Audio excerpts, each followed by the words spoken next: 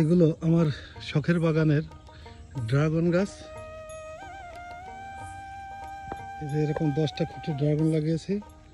এই যে অনেক বড় হয়ে গেছে, এবার প্রথম তো এই জন্য হয়তো ফল আসেনি, তবে ইনশাল্লাহ আর 5-6 মাসের ভিতরেই ফল এসে যাবে। এই যে উপরে উঠে গেছে সব গাছগুলো। এই যে এই যে সবাই টায়ারের উপরে উঠে গেছে, এখন শুধু ফুল এবং ফল আসার পালা। তবে আশা করি 5-6 মাসের ভিতরেই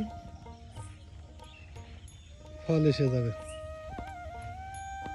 আর আগামীবার তো কথাই নেই, আগামীবার থেকে প্রতি বছরই রেগুলার ফল আসবে।